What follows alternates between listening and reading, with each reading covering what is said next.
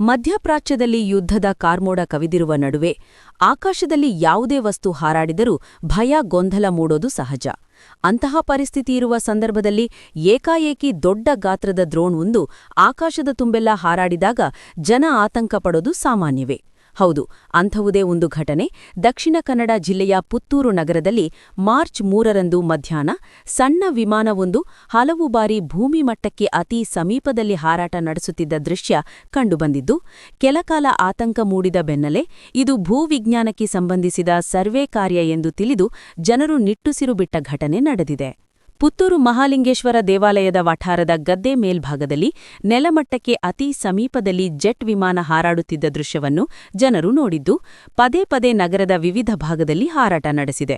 ಸುಮಾರು 10ರಿಂದ 15 ಸುಟ್ಟು ಹಾರಾಟ ನಡೆಸಿದೆ. ಇದು ಯಾರದ್ದು, ಯಾಕೆ ಹಾರಾಟ ನಡೆಸಿದೆ ಎನ್ನುವ ಮಾಹಿತಿ ಲಭ್ಯವಾಗಿರಲಿಲ್ಲ. ಏಕಾಏಕಿ ವಿಮಾನ ಹಾರಾಟ ನಡೆಸುತ್ತಿದ್ದ ದೃಶ್ಯ ಜನರಲ್ಲಿ ಆತಂಕ ಮೂಡಿಸಿತು.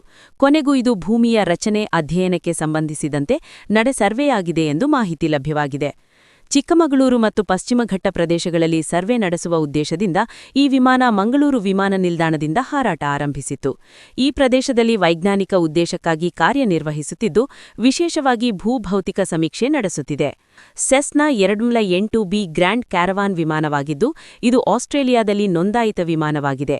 ಭೂಮಿಯ ಅಡಿಭಾಗವನ್ನು ಗಾಳಿಯಿಂದ ಮ್ಯಾಪಿಂಗ್ ಮಾಡುವ ಎಕ್ಸ್ಕ್ಯಾಲಿಬರ್ ಏರ್ಬೋರ್ನ್ ಜಿಯೋಫಿಸಿಕ್ಸ್ ಕಂಪನಿಗೆ ಈ ವಿಮಾನ ಸೇರಿದೆ.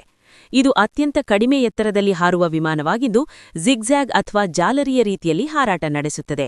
ಒಮ್ಮೆ ಹಾರಾಟ ನಡೆಸಿದ ಅದೇ ಪ್ರದೇಶದ ಮೇಲೆ ಮತ್ತೆ ಮತ್ತೆ ಹಾರುತ್ತದೆ.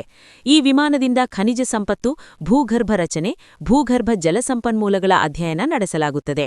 ಆದರೆ ಇದು ಸಂಪೂರ್ಣವಾಗಿ ಸಾಮಾನ್ಯ ಮತ್ತು ಅಧಿಕೃತ ವೈಜ್ಞಾನಿಕ ಕಾರ್ಯ ಮಾತ್ರ, ಯಾವುದೇ ಅನುಮಾನಾಸ್ಪದ ಅಥವಾ ಸೈನಿಕ ಚಟುವಟಿಕೆ ಅಲ್ಲ ಎಂದು ಪೊಲೀಸ್ ಇಲಾಖೆ ಸ್ಪಷ್ಟಪಡಿಸಿದ ಬಳಿಕ ಜನ ಆತಂಕದಿಂದ ಕೊಂಚ ರಿಲೀಫ್ ಆಗಿದ್ದಾರೆ.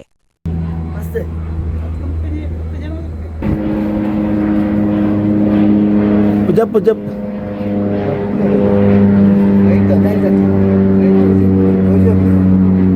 तो हो जाता है।